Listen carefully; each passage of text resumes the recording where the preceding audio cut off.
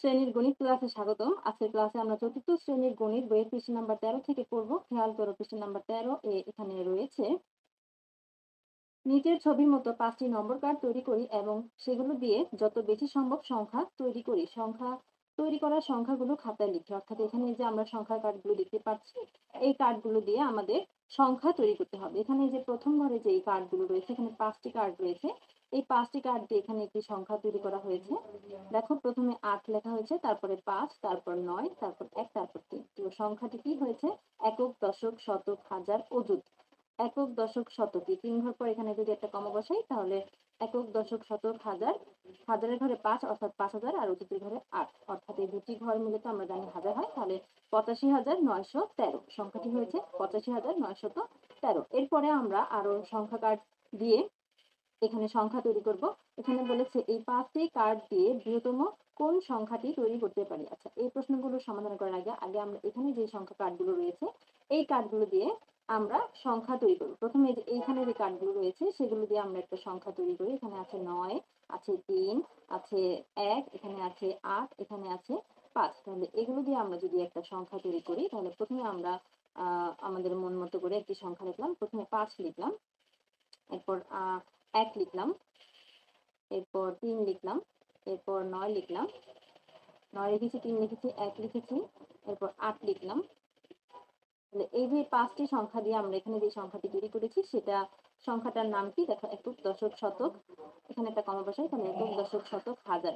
হাজারের ঘরে 1 আর অযুতের ঘরে 5, তার মানে 51,398। এই সংখ্যাটি হয়েছে 51,398। এরপরে যেই সংখ্যা কার্ডগুলো রয়েছে এগুলো দিয়েও আমরা একটি সংখ্যা তৈরি করি। এখানে আছে 5, 1, 3, 8, 9। তো এগুলো দিয়ে আমরা যদি একটা সংখ্যা তৈরি করতে চাই, আমরা প্রথমে যদি 5 লিখি, তারপরে 1 লিখি, তারপর 3 লিখি, তারপর 8 লিখি, তারপর 9 লিখি, তাহলে সংখ্যাটি কি হবে? একক, দশক, শতক, এরপরে এখানে একটা কমা বসালে তাহলে এখানে এটা হাজারের ঘরে 1 আর অযুতের ঘরে 5 অর্থাৎ 51,389। সংখ্যাটি হয়েছে 51,389। তো এখানে যেই সংখ্যাগুলো দেখতে পাচ্ছি এই সংখ্যাগুলো বিভিন্নভাবে সাজিয়ে আমরা সংখ্যা তৈরি করতে পারি। কার্ডগুলো বিভিন্নভাবে সাজিয়ে আমরা সংখ্যা তৈরি করতে পারি।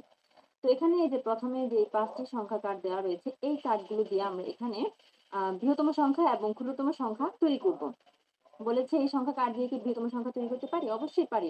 বৃহত্তম সংখ্যা তৈরি করতে আমাদের কি করতে হবে? বড় থেকে ছোট অঙ্কগুলোকে সাজিয়ে লিখতে হবে। তো দেখো, প্রথমে আমরা বৃহত্তম সংখ্যা লিখতে গেলে এখানে সবচেয়ে বড় হচ্ছে 9, তাহলে এখানে আমরা 9 লিখব।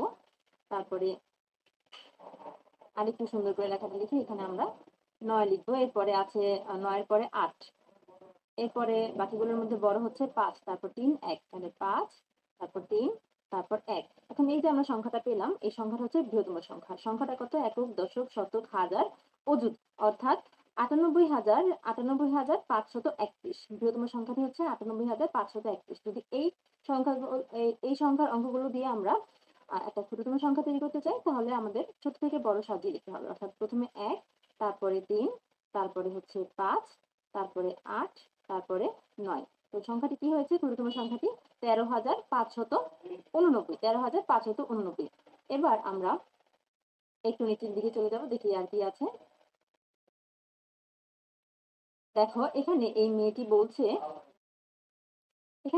বলছে একটি কার্ডের অঙ্ক শূন্য হলে বৃহত্তম ও ক্ষুদ্রতম সংখ্যা কিভাবে বানাবো। অর্থাৎ যদি একটা কার্ডের মধ্যে একটা অঙ্ক থাকে শূন্য, তখন সেই শূন্যটা দিয়ে আমরা বৃহত্তম সংখ্যা কিভাবে বানাবো এবং ক্ষুদ্রতম সংখ্যা বা কিভাবে বানাতে হবে। তো দেখো, এই যে এখানে কিছু কার্ড রয়েছে, এখানে শূন্য আছে এমন একটা কার্ড রয়েছে। তো দেখো, এটা সমাধান করলে কিন্তু আমরা বুঝে যাব কিভাবে শূন্য থাকলে আমরা বৃহত্তম সংখ্যা এবং ক্ষুদ্রতম সংখ্যা তৈরি করতে পারি। তো দেখো, এখানে আছে নিচের 6টি নম্বর কার্ড আছে। এই কার্ডগুলো নিয়ে 6 অঙ্কের সংখ্যা তৈরি করি। তো 6 অঙ্কের সংখ্যা আমরা যদি তৈরি করতে চাই তাহলে দেখো আমাদের কি করতে হবে।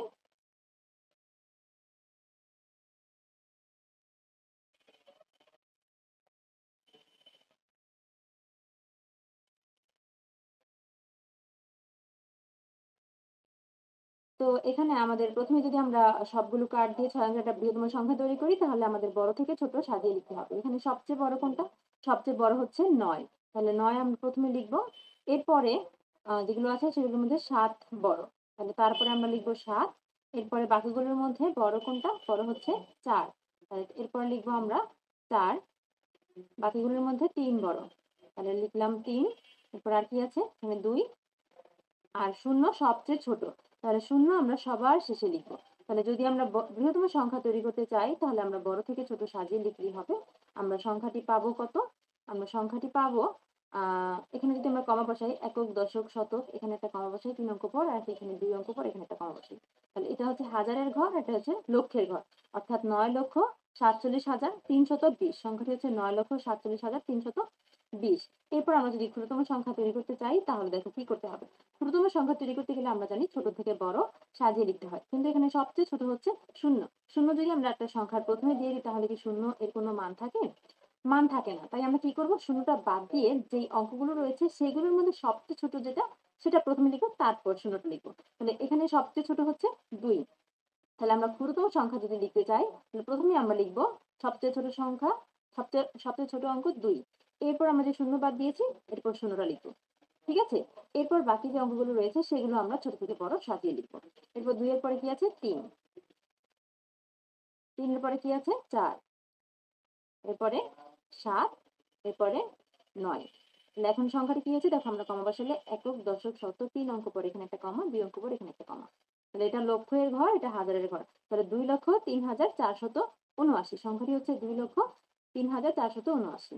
এবার দেখো এখানে এই প্রশ্নের উত্তরটি আমরা পেয়ে গেছি। উত্তরটি কি? যদি কার্ডের মধ্যে একটা শূন্য থাকে তাহলে বৃহত্তম সংখ্যা নির্ণয় করতে গেলে আমরা আগের মতোই বড় থেকে ছোট সাজিয়ে লিখবো। আর যদি ক্ষুদ্রতম সংখ্যা তৈরি করতে চাই তাহলে আমরা প্রথমে শূন্য বাদ দিয়ে যে অঙ্কগুলো রয়েছে সেগুলোর মধ্যে সবচেয়ে ছোট অঙ্কটা লিখবো, তারপর শূন্য লিখবো, তারপর বাকিগুলো আমরা ছোট থেকে বড় সাজিয়ে লিখবো। এই ছিল পৃষ্ঠা নাম্বার ১৩-তে। এবার ১৪ পৃষ্ঠায় দেখো লেখা আছে, হ্যাঁ ঠিক বলেছো, শূন্য শুরুতে বসানো যাবে না। বৃহত্তম সংখ্যাটি এই যে এখানে আমরা যে সংখ্যাটি পেয়েছি সেটা এখানে লেখা হয়েছে। এই সংখ্যাটি কত আমরা একটু পড়ার চেষ্টা করি আবারও। প্রথমে আমরা ৩ অঙ্ক পর একটা কমা বসাবো। ১, ২, ৩, ৩ অঙ্ক পর এখানে একটা কমা বসাবো, তারপর ২ অঙ্ক পর এখানে একটা কমা বসাবো। তাহলে এটা হচ্ছে ৯,৭৪,৩২০। এটা হচ্ছে বৃহত্তম সংখ্যা। আর ক্ষুদ্রতম সংখ্যা লিখতে গেলে এই যে প্রথমে ২, তারপরে শূন্যটি লেখা হচ্ছে, আর তারপর বাকি যে অঙ্কগুলো রয়েছে সেগুলো ছোট থেকে বড় সাজানো হয়েছে। তাহলে এখানেও যদি আমরা কমা বসাই, প্রথমে ৩ অঙ্ক পর এখানে একটা কমা, তারপরেরগুলো ২ অঙ্ক পর এখানে একটা কমা। তাহলে সংখ্যাটি হচ্ছে ২,০৩,৪৭৯। এরপর দেখুন লেখা আছে, এ ব্যাপারে আমরা পরস্পরের সঙ্গে মতবিনিময় করি এবং আলোচনা করে নিয়মগুলো খুঁজে বের করি। চলো অন্য শিক্ষার্থীদের মতামত শুনি। এরপর দেখি আমরা নিচের দিকে আর কি লেখা আছে। এখানে দেখো এই যে মেয়েটি বলছে, বৃহত্তম সংখ্যা তৈরির জন্য আমাদের বড় অঙ্কটি সবার প্রথমে এবং দ্বিতীয় বড় অঙ্কটি দ্বিতীয় স্থানে বসাতে হয়। এভাবে করে বাকি অঙ্কগুলো লিখতে হয়। হ্যাঁ, অবশ্যই এভাবে অঙ্কগুলো বড় থেকে ছোট ক্রমে সাজানো হয়েছে। তাহলে আমরা এই যে বৃহত্তম সংখ্যাটি পেয়েছি। তারপর এখানে দেখো এই মেয়েটি বলছে, অপরদিকে ক্ষুদ্রতম সংখ্যা তৈরির জন্য আমাদের সবচেয়ে ছোট অঙ্কটি সর্বপ্রথমে বসাতে হবে এবং দ্বিতীয় ক্ষুদ্রতম অঙ্কটি দ্বিতীয় স্থানে বসাতে হবে। এভাবে অঙ্কগুলো ছোট থেকে বড় ক্রমে সাজাতে হবে।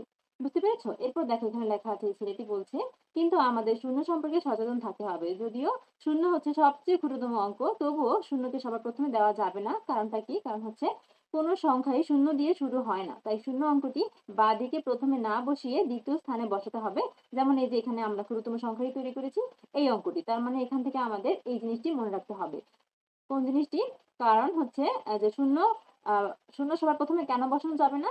শূন্য সবার প্রথমে বসানো যাবে না। কারণ হচ্ছে কোন সংখ্যাই শূন্য দিয়ে শুরু হয় না। এই জিনিসটি আমাদের মনে রাখতে হবে। ঠিক আছে? তো এই হচ্ছে পৃষ্ঠা নং ১৩ এবং ১৪ তে ছিল। আশা করি বুঝতে পেরেছ।